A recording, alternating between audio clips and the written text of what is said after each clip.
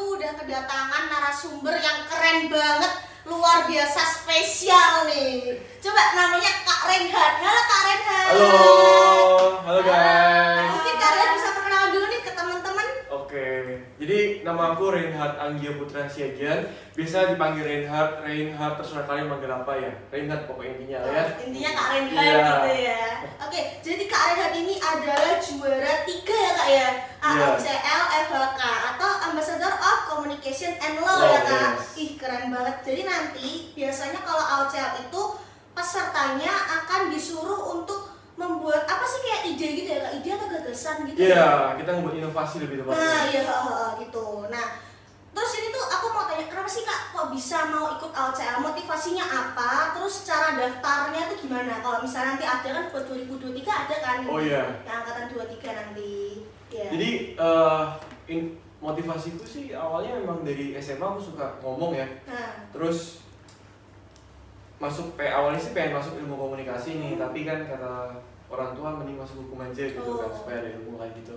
oh. Dan kemarin cuman apa namanya, iseng aja buat Oh iseng ya? iseng Oh, doang, iseng. cuman buat ini kayak ini kayaknya kalah sih, soalnya kan musuhnya, dan itu juga aku satu-satunya anak hukum kan, Iya, tadi iya, kan yang lainnya iya. ilmu komunikasi semua.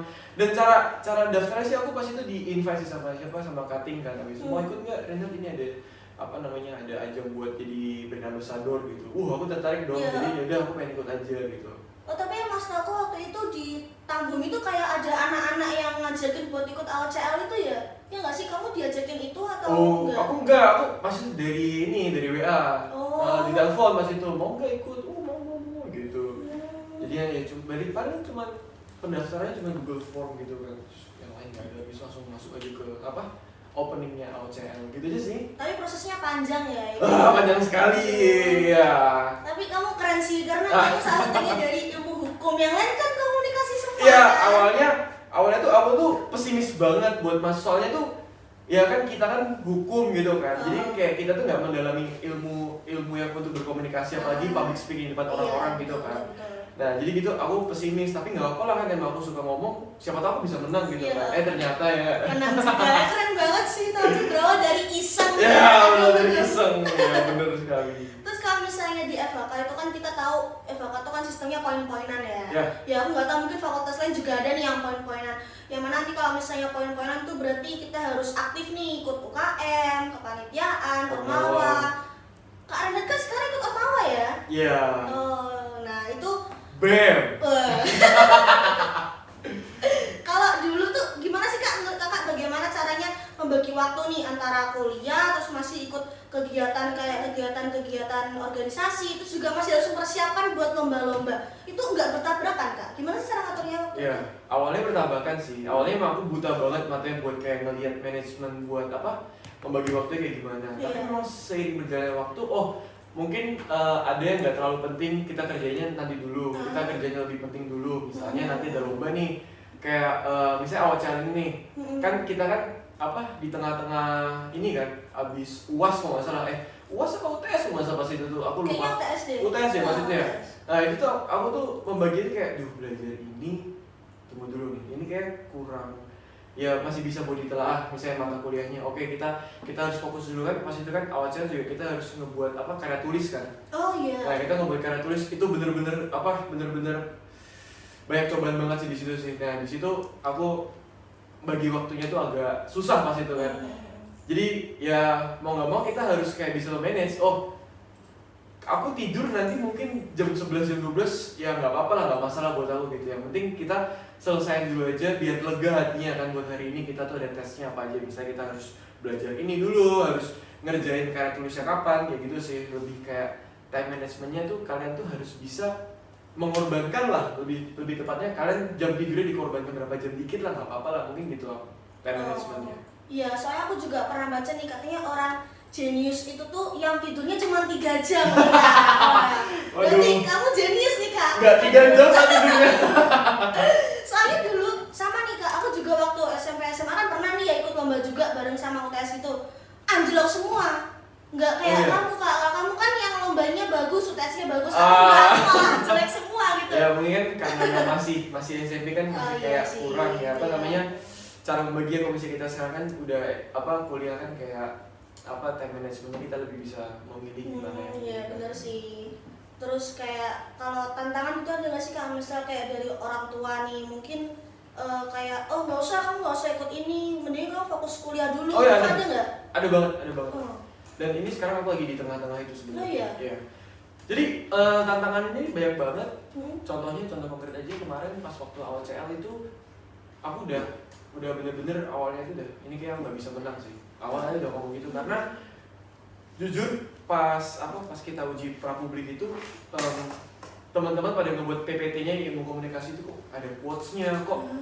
PPT bisa sebanyak ini, kayak mereka itu kayak namanya alat PPT-nya itu tuh bisa kayak membuat mereka tuh lancar berbicara gitu loh. Sedangkan aku pas itu cuma 5 slide aja, yang lain tuh pada 15-20 slide. Aku cuma 5 slide doang pas itu. Tapi nggak apa-apa nggak sih, yang penting kan dijelasin. Iya, panjang lebar kan. sih kayak gitu ya. Cuma aku agak pesimis aja ya, ini yakin dulu sih, agak pesimis aja sama lawan gitu kan. Tuh ini bisa kayak gini, tapi nggak apa lah, kita harus optimis juga kan. Terus komisi buat tantangan orang tua itu sebenarnya aku kan ikut Ormawes, ini ikut BEM kan. Iya. Aku sebenarnya sama papiku nggak boleh ikut BEM. Oh nggak boleh. Ya, Kenapa tuh? karena memang papiku memang pemikirannya kan ya memang masih kayak untuk apa gitu, mending kamu tuh fokus sama kuliah aja gitu kan. Kalau papimu nggak tahu yang harus ada poin itu nggak tahu, atau kamu udah Tahu bisa sebenarnya. menjelaskan? Ya udah berusaha menjelaskan juga. Tapi ya ini ya mau gimana lagi, aku tetap aja ikut BEM gitu. Soalnya kan buat kayak kalau misalnya kita ikut Ormawa itu kan kita bisa aja di proker Ormawa itu kita bisa masuk juga ke panitia gitu kan. Ya, jadi kan betul. poinnya bisa double gitu Ya, kan. ya. Jadi kan kalau misalnya kita mau ambil skripsi, ya udah kita ikut Ormawa tuh udah kayak Udah bisa aja. semua. Iya, udah nutup semua gitu kan. Iya, benar. Ya jadi itu tantangannya ya, aku nggak dapat restu buat masuk BEM tapi aku tetap aja masuk BEM gitu. Iya. Nah, itu aja sih. Karena emang gimana pun pilihan itu tuh kan kita yang milih. Iya, Keren banget. benar, Itu iya. kuat sih. Iya, bener ya. Terus kalau dari orang lain, mungkin bukan dari orang tua tapi dari teman atau terdekat, itu ada nggak sih tantangan gitu? Ada banget. Oh, ada. Ya gimana ya cara ceritanya ya, aku cerita dikit ya. Iya, dikit aja. Akhir-akhir ini kan aku kan abis patah hati kan. Aduh. Ya aduh. Masalah hati. Ya masalah hati dah. Pas aku masih ada relation, banyak banget yang dimana aku tuh lebih bisa belajar untuk membagi waktu, karena memang tuntutan tuh juga banyak. Gimana kayak aku harus kayak membagi waktu buat dia, aku harus membagi waktu buat teman.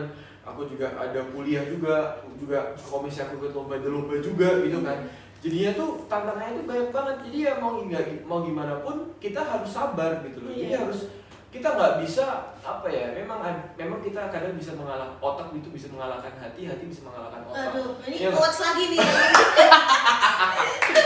ya jadi mau nggak mau kita harus sabar, ada yang harus dikalahin, hati harus dikalahin dulu. Kita harus oke lah, misalnya di dalam relation ini aku harus ketemu kamu, tapi nanti dulu lah, aku ada hal lebih penting lagi gitu. Atau enggak, untuk teman juga kita kan juga harus bonding sama teman juga, karena memang yang paling penting di kuliah ini kan kita kan juga memperbanyak koneksi kan. Betul banget. Iya, memperbanyak koneksi itu Iya. paling penting banget.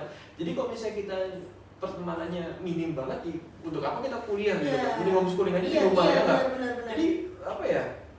Lebih baik kita tuh memperbanyak teman, karena kalau misalnya kita nanti kerja nanti untuk segala macam itu kita bakal dimudahin gitu loh. Iya. Jadi ya itulah banyak tantangan, kita harus sabar gitu. Jawaban intinya sabar. Sabar. Iya.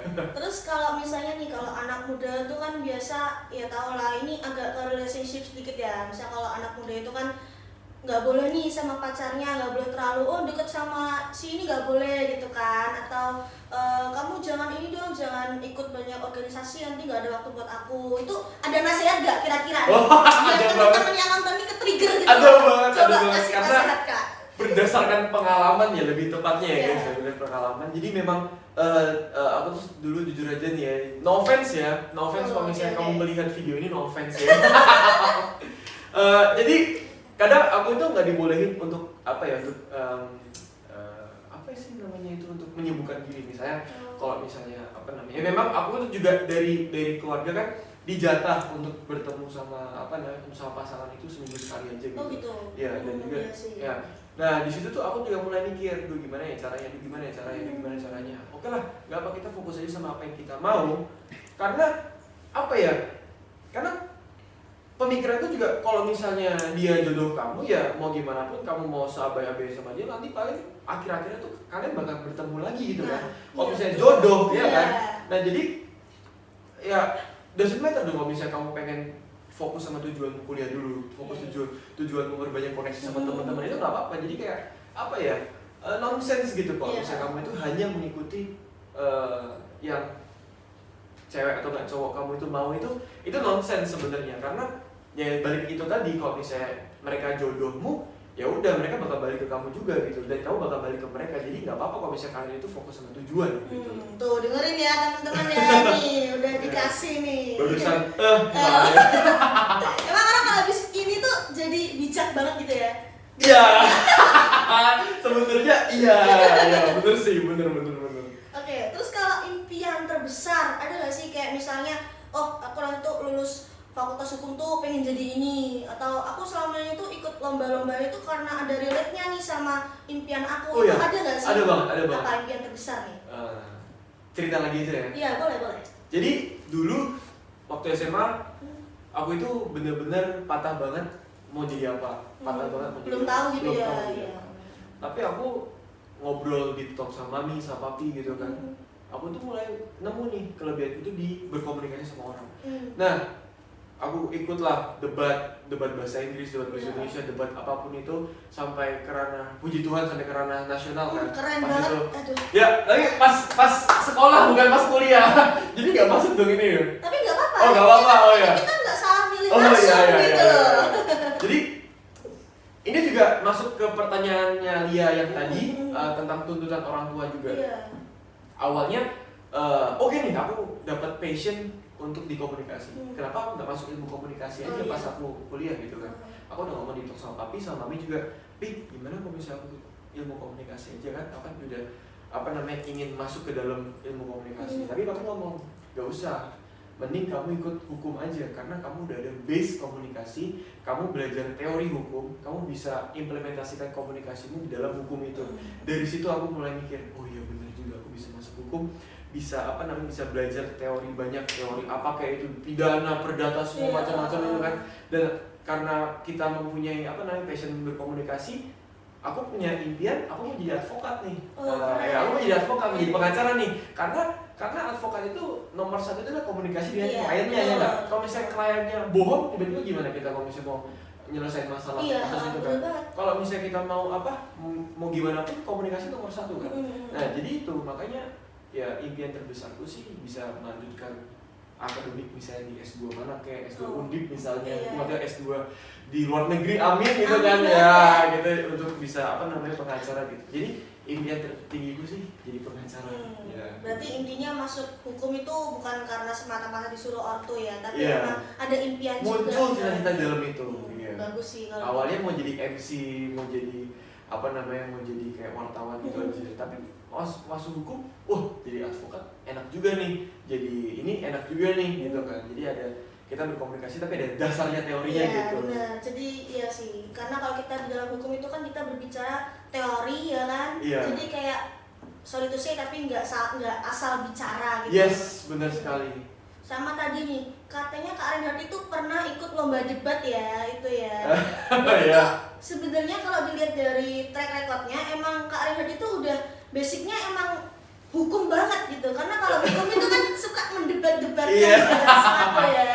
Iya memang benar. Terus berarti intinya Kak Reinhardt itu emang communication skill-nya itu public speaking-nya itu udah bagus banget. Ya tergantung dari siapa yang menilai ya nggak tahu ya. Ya aku sih selalu nggak puas sama aku berkomunikasi sama siapapun, aku selalu nggak puas gitu. Jadi di situ ya terserah kalian yang mau nilai aku gimana. Tapi aku selalu menilai diriku itu kurang puas buat berkomunikasi. Tapi justru orang sukses itu orang yang jarang puas sama diri sendiri. Aduh. Ya kan? Emang gitu kan? Iya. Jadi kalau kita udah merasa puas tuh justru malah kita nggak mau berkembang lagi. Yes, benar sekali. Gitu. Ini ya teman-teman ya, ini juga quotes lagi nih. Quotes lagi nih. Self development itu penting. Nah, iya. Nah, terus nih mungkin Kak Arina ada tips nih buat teman-teman yang nonton nanti gimana sih caranya public speaking itu bisa bagus, terus kayak nggak gemeteran di depan umum. Kan kadang orang kalau ngomong depan umum tuh suka nervous, deg-degan, keringet dingin semua, terus takut lupa semua materinya. Nah, gimana sih Kak? Oke, cerita lagi di pengalaman nih. Iya. Aku dulu emang orangnya itu segugup itu buat ngomong di depan. Tapi dulu itu aku bersyukur juga pas masuk SMP itu aku SMP negeri kan. Dan memang itu ada namanya itu persisten. Perkumpulan yang Kristen itu yang non Islam gitu kan. Dan situ aku juga kebetulan jadi si acaranya. Jadi mau nggak mau aku harus maju ke depan menjadi MC-nya. Itu pertama kali gini, cuman megang notes doang kayak ya selamat pagi teman. Bahkan ngomong itu udah gemetar ya, suaranya. Udah dingin banget, dingin banget udah kayak please kapan.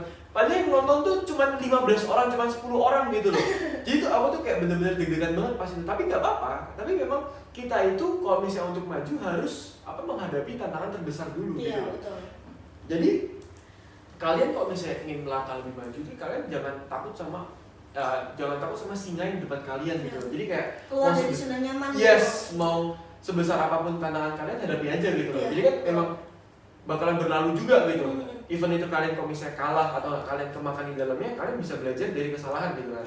Dan kalau misalnya kalian menang, kalian juga bisa belajar lebih lebih menantang lagi kayak, tantangan apa sih lebih bagus lagi gitu kan, tantangan apa sih lebih menantang lagi. Dan memang aku muncul itu pas waktu kelas 8 SMP itu muncul banget aku passion di komunikasi karena memang pas itu ada kalau orang luar negeri yang pertukaran pelajar. Pas itu pertukaran pelajar masih ada fotonya nih. Dari satu dari Jerman, satu dari Eropa, nggak tahu dari mana, satu dari Jepang. Dan itu semua itu pada ke SMP itu buat kita tuh kayak sosialisasi tuh. Tapi gak ada yang berani maju nih buat ngomong gitu kan. Terus kalian maju. Iya, aku maju. Aduh, itu aku deg-degan banget. Udah gitu bahasa Inggris tuh masih kayak cantik gitu kan ya. Good morning, masih gitu. Tapi nggak apa lah, itu masa bodoh lah, itulah yang langsung kita maju aja ke depan. Yang penting berani dulu. Yang penting berani dulu.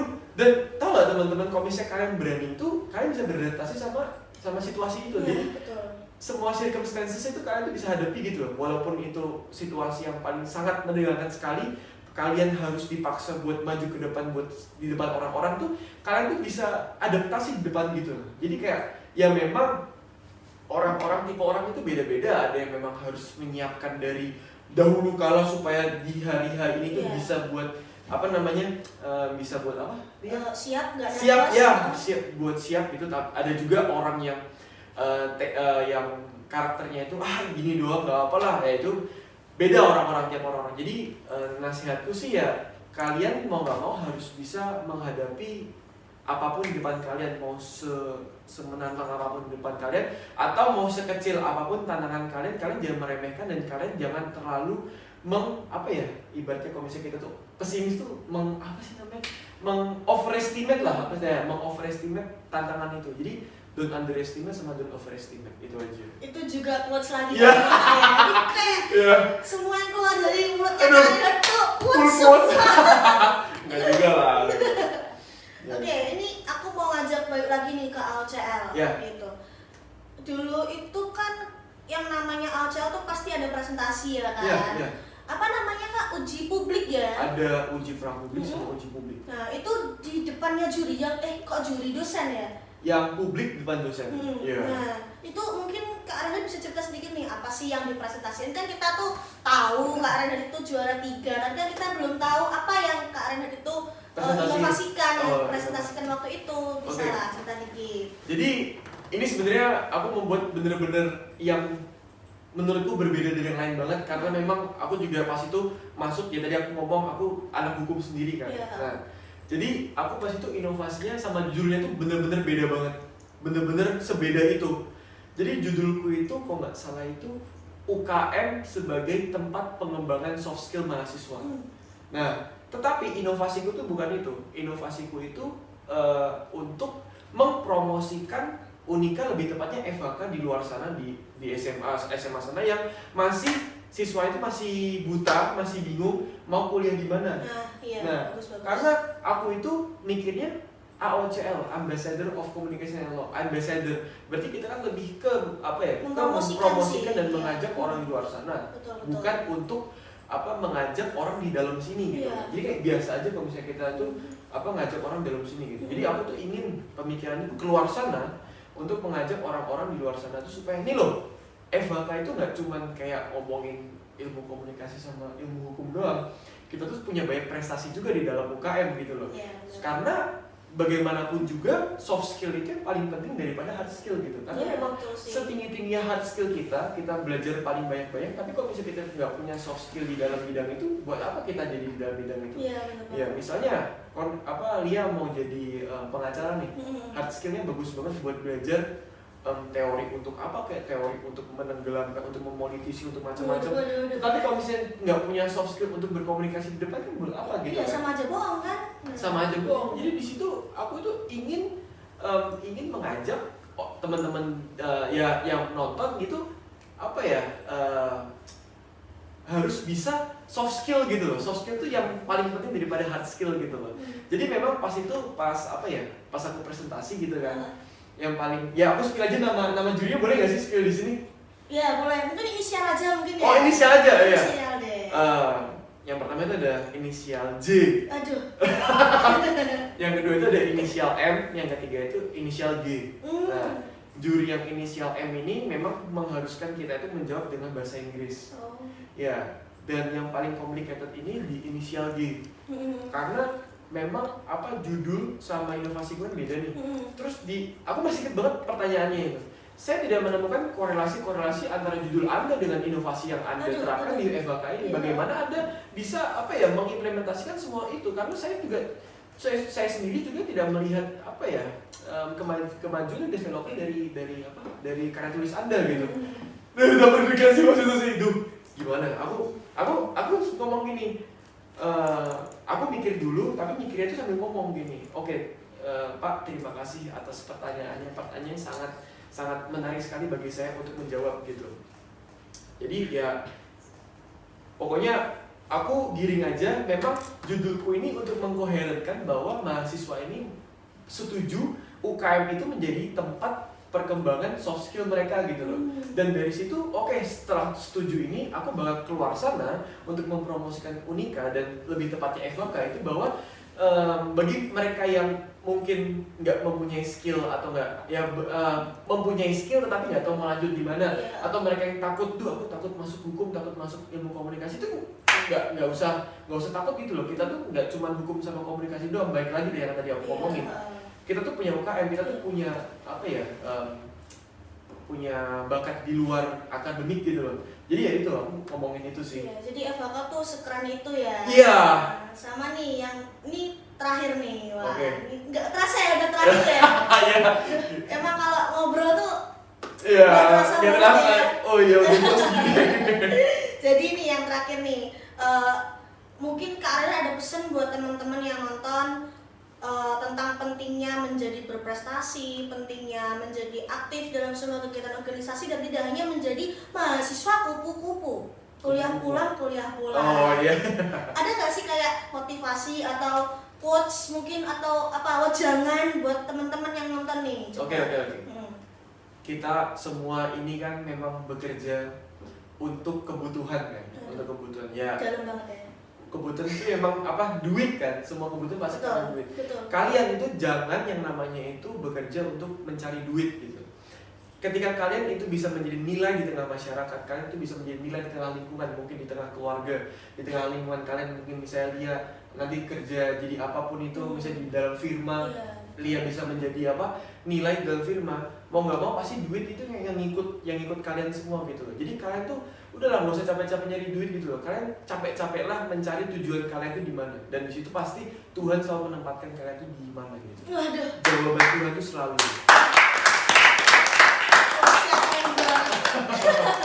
Emang nggak terasa nih kita udah ada di penghujung acara. Tentunya menjadi tidak terasa dan menjadi sangat menyenangkan karena narsumnya luar biasa. Gitu. Nggak juga lah. Oke, jadi ini sebelum kita menutup podcast, waduh nih biar seru, aku mau pantun dulu nih. Oke, boleh. Nanti dibantu bilang cakep ya. Teman-teman bantu ya, di balik kamera teman-teman bantu ya. Jalan-jalan ke Surabaya. Cakep. Salah. Ini pantunnya bukan